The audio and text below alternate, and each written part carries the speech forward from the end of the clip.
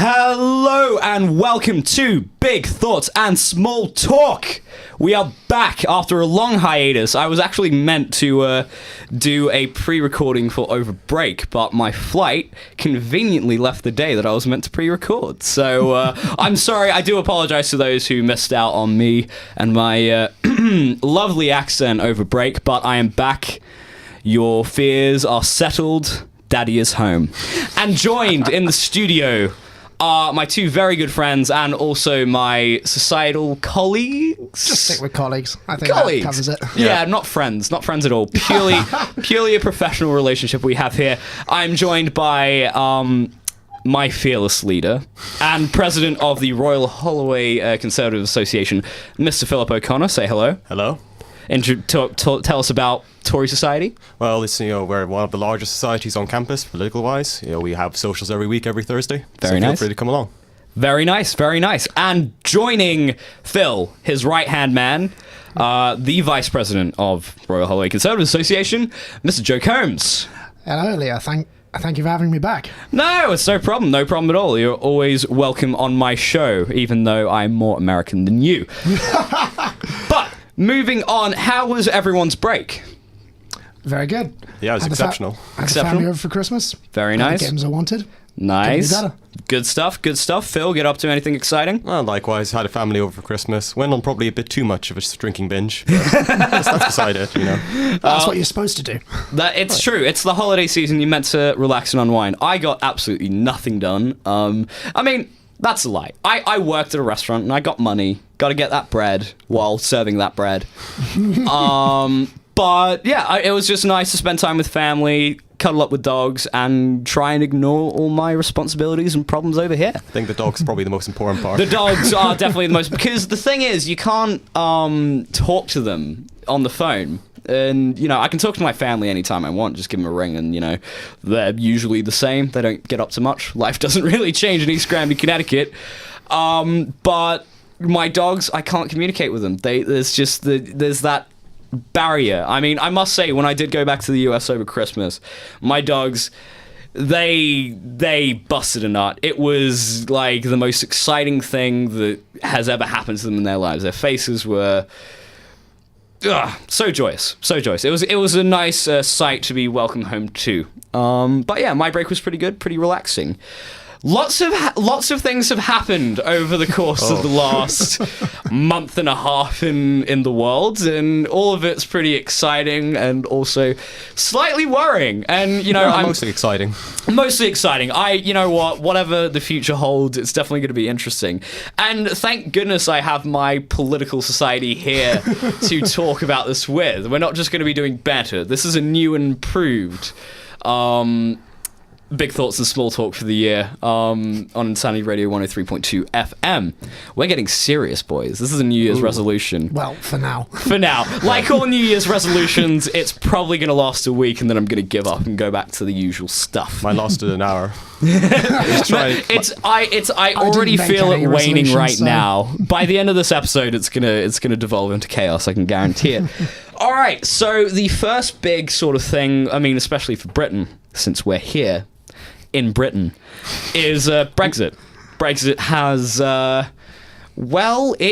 it's complicated. Like my relationships. We're getting close. March 29th is the day we leave, and government's deal rejected by 432 votes.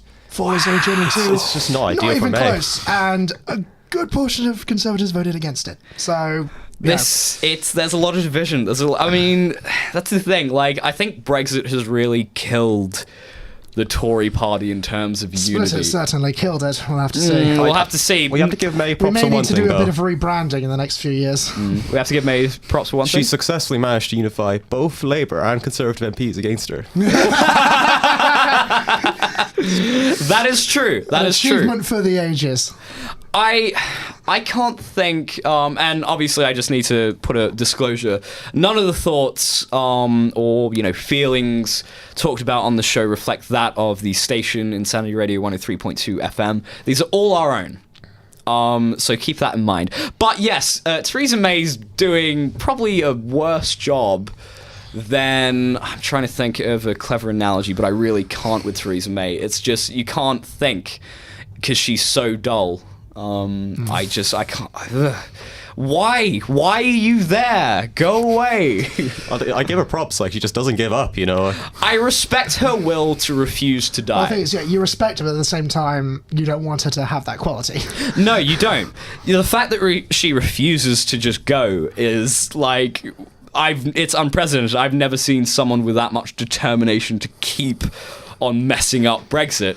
And it's also one thing that, of course, after the deal, Corbyn called the vote of no confidence in the government, and everyone rejected Corbyn. Yeah. Well, no. The thing is, May won by 19 votes. By 19 votes? 19.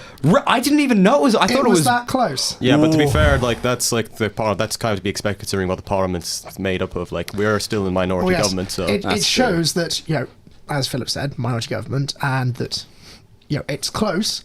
People really don't like what the government's doing, but then at the same time, enough people are still keeping her there. It's the DUP which saved her, essentially. If it wasn't for them, then, that relationship's rocky. It's very rocky, because the DUP's in it for the DUP. They don't really care. Well, the thing about the DUP is, like, they won't, like, they'll sculpt any plan she has in the moment regarding Brexit, but they won't remove her from power, because they just don't want Corbyn. Yeah, so. Exactly. And I don't know. I don't see a scenario where Corbyn actually comes to power just because of his popularity, but...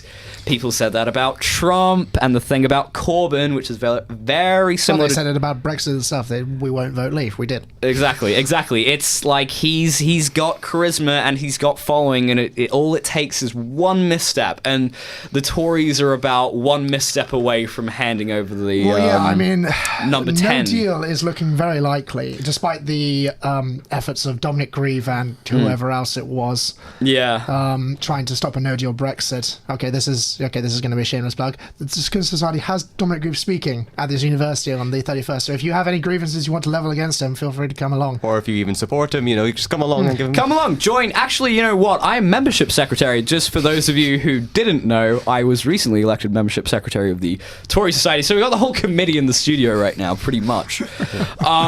So, yes, if you'd like to join Royal Holloway Conservatives, please get in contact with me, or Phil, or Joe, or really anyone, but mostly through me, because I need I need the he has to hit his target. I need to hit my quota. This way, if you constantly want Big Thoughts and Small Talks to have an energetic host, then help Ilija do his job, because if he fails, he'll be very sad. I'll be very sad and very depressed, and you don't want me to have a sad radio hour. Right, no one's going to enjoy that. That's enough publicising.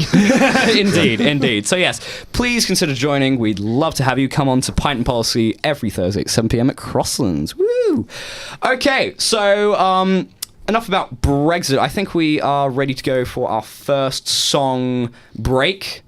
So we have Sunflower by Post Malone featuring Sway Lee. Ooh, haven't heard this one.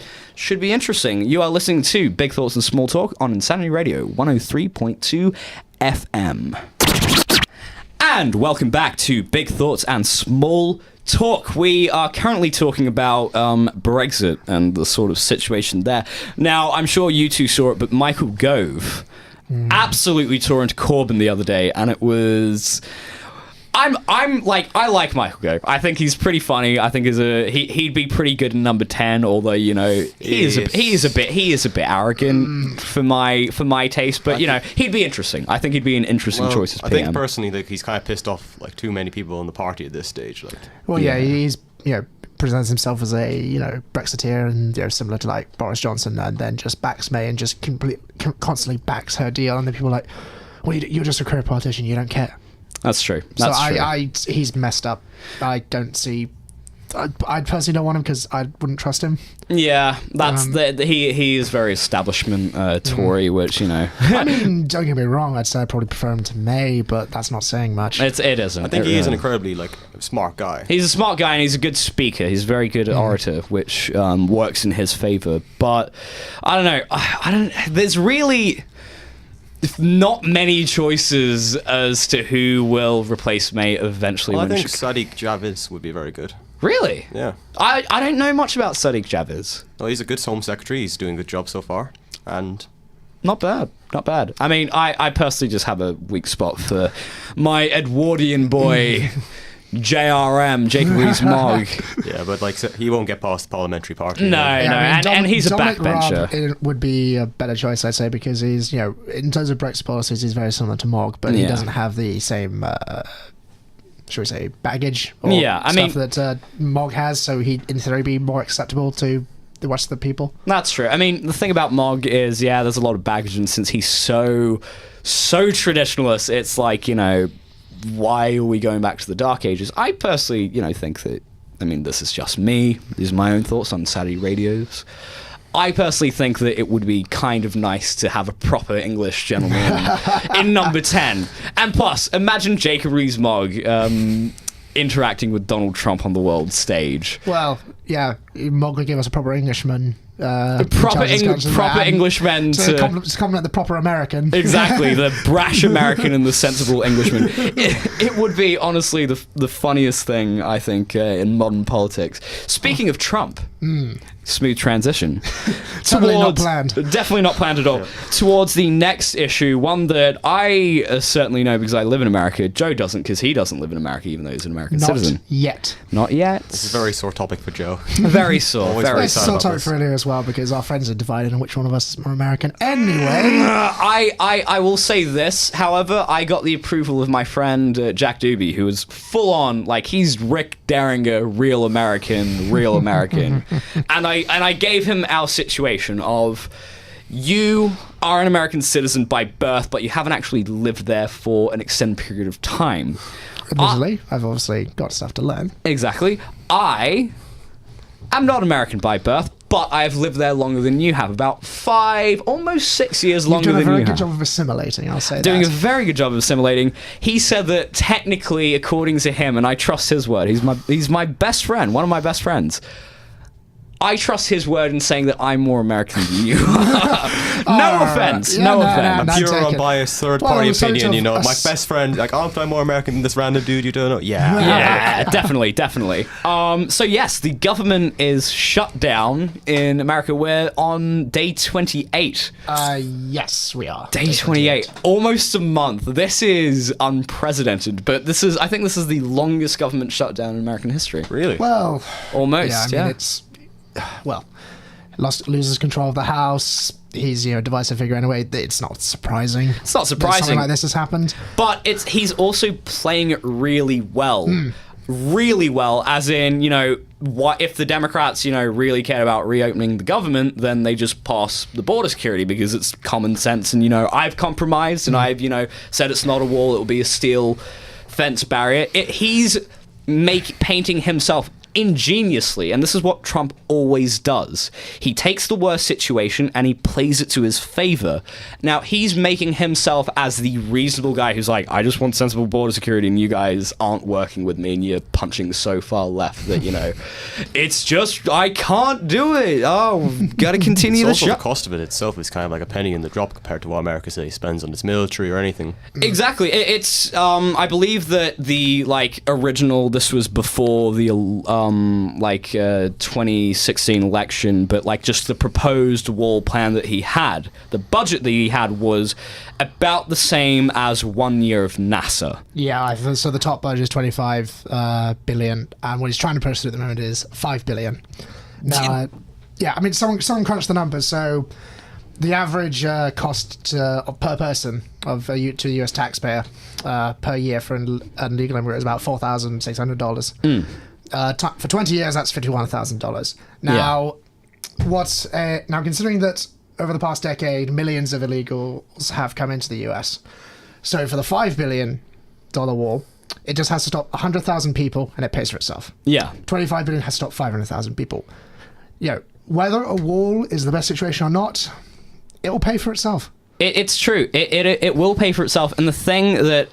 The main argument which I hear from a lot of people that support the Democrats and the left is that, the wall's not going to work because people are just going to fly over the wall and overstay their visas. That's what they always do. And, yes, fair point. But the wall isn't just, you can find the people who are overstaying their visas. ICE is doing a tremendous job of doing it and sending anyone like that with that situation back to wherever they came from.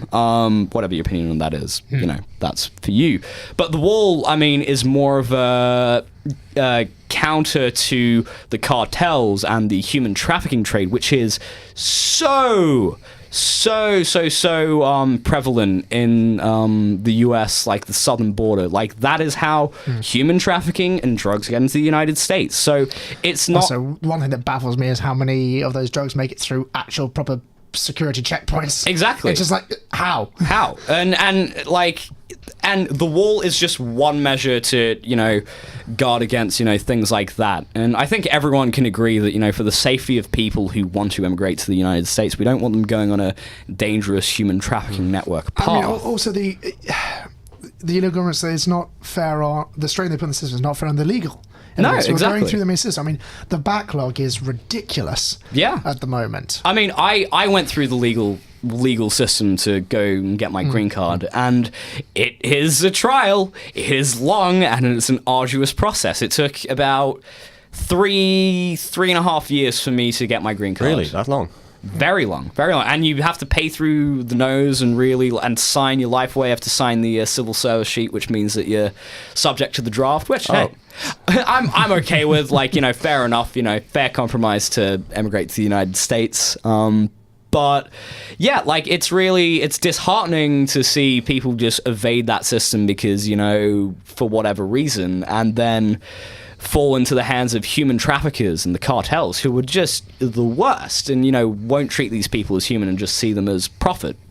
And I know this because I recently, on my way here, I watched Sicario 2, Day of Soldado, which I highly recommend. Great movie. It really explores the depths and trickiness with the cartels and that whole culture. No, admittedly, My credibility drops off a cliff. My credibility, just because I referenced the movie, it's dropped off the cliff. But I will say this, the Sicario films, the two of them, they're actually really good and they're really smart when it... talks about telling a story about cartels and the CIA operations and all that. Really good. Definitely recommend those two films. So yeah, the shutdown over the wall is really, I don't know. I don't think it's really worrying. I'm sure it's going to close at some point. But if not, interesting times that we live in. I'm sure you guys saw what Trump did to Pelosi and Schumer and the other Democrats who were flying out. That was just brilliant. They messaged him the day before, saying we might have to remove the State of the Union. And apparently, he found out just the next day, a few hours before Pelosi could fly, that she was going to fly abroad. So he's like, "Oh, just going to cancel that." And it's a bit petty, to be honest. But at the same time, it's funny. He's a living, breathing meme, and there's nothing anyone can do to stop him. Like that letter he wrote to her, you should be. I'll make sure you get to be back in the US and you get to stay and negotiate with me. I heard actually they waited until they were on the tarmac. The bus, yeah, it was literally 30 minutes until they're flying, and then they just cancel. They're just yep, cancel. It's and then all their bags were just left at their congressional offices, just in the hallway, just sprawled all over the floor, no security. It's wow, Trump, he's got cojones. Don't mess with him. You can't stump him. He just trolls. He's the biggest troll. He's the ultimate troll. Human history, 100, 200 years from now, they're gonna have in the dictionary, what's the definition of a troll? And there's just gonna be a picture of Donald Trump's presidential portrait. This is the living, breathing embodiment of a troll, and it's true. His Twitter account is gold. It's absolute gold. Oh. Thank you, Kanye. Very cool. And we just played Kanye before, so thank you, Kanye. Very cool. That was heartless. Moving on to our next song break. We have Where Are You Now by Skrillex, Diplo, and Justin Bieber. Probably one of my semi-favorite Justin Bieber songs. I don't have many, but he's okay. He's all right. You're listening to Big Thoughts and Small Talk on Insanity Radio 103.2 FM, and this is Where Are You Now? And welcome back to the final segment of Big Thoughts and Small Talk on Insanity Radio 103.2 FM. Now, before we were just talking about President Donald J. Trump and his government shutdown, and how he's not really making it an issue for him. And another thing to do with the government shutdown is recently, I believe it was college football like winners. They got to visit the White House and, celebrate with President Trump, because football is so huge in America that you need to celebrate with the president.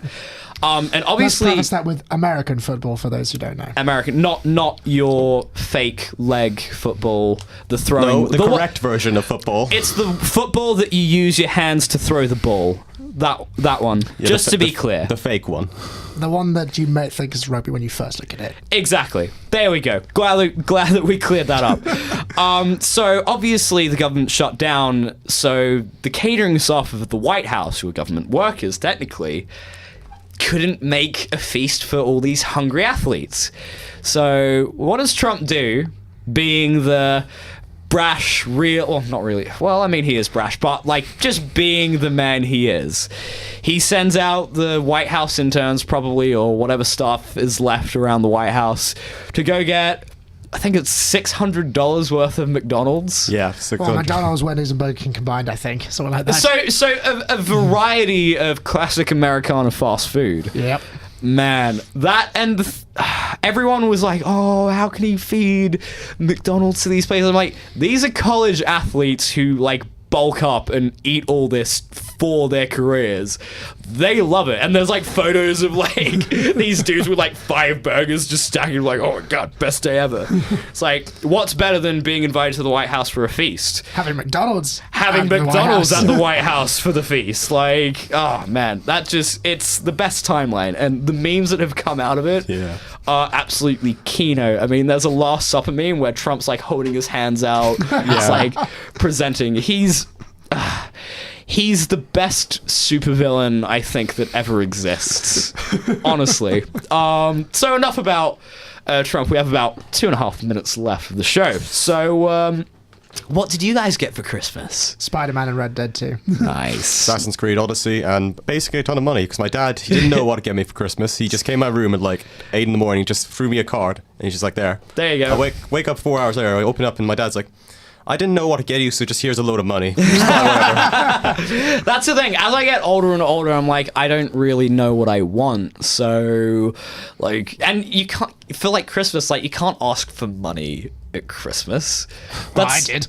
Well, yeah, sure. You technically can, but it's Christmas is meant to be you're meant to get gifts, which are sentimental. Birthdays you can ask for money. Birthdays just, I want to, save up or whatever, and that's fine. But Christmas, you gotta put some thought into it, I think. So what did I get? I got Spider-Man and Red Dead 2, both of which I thoroughly enjoyed. I must say, downloading the Sam Raimi Spider-Man skin and playing just recreating some of my favorite scenes from the classic, the best film trilogy of all time. I don't care what anyone says. The Sam Raimi, even number 3. Actually, I'd put number 3 as the best one. But it's not just because of the dancing scene, yes. No, really? Yes. Just because of that? 100% because of that. That's what made the series. It's the highlight. It's the reason why they're so good. Oh, and Emo Parker as well. Emo Parker is... you dirt, Brock. Oh, boy. All right. So we have about 1 minute left. Any final thoughts for Big Thoughts and Small Talk from our lovely Royal Holloway Conservative Committee? Mike's all yours. Don't hesitate. Well, obviously, I'd like to thank you for letting us all both on. This has been a great thing. No, it's anytime. I'm glad I could give you guys the plug. We desperately... Yes. Actually, we don't. We're doing pretty well for society. Come on, don't sell us like that, Ilija. We're fine. We're good. We're doing well. No, but we could use you. Helping you on your more serious... My more serious start. I'm glad. I'm liking the style. I'm liking actually talking about things, because sometimes, and I had trouble with this last year, I just lose track of what I was saying. I'm I don't know, talk about random stuff. But yes, I definitely prefer this format more. All right, well, we are coming to the end of our hour, and I just have to remind my friend Lewis Springer IV to join Tory Sock. So, Lewis, if you're listening, sign up now. We have 2 songs coming up to play us out. So first up, we have Drone by Chastity Belt, which was featured on $1 Million Extremes World Peace. Great series. Definitely recommend that you watch. And after that, special request by Lewis. I couldn't find Rick Derringer's Real American, but I could find Hank Williams Jr.'s A Country Boy Can Survive. So, this has been Big Thoughts and Small Talk for the first week of term. I've been your host, Ilija Manovic. And take it from you. No, you say bye. Bye. Okay, you too. Right. Yes, this is Joe Combs signing off. Signing off. Very nice. Signing off. And Phil signing off. Awesome. All right, here is Drone by Chastity Belt. See you guys next week.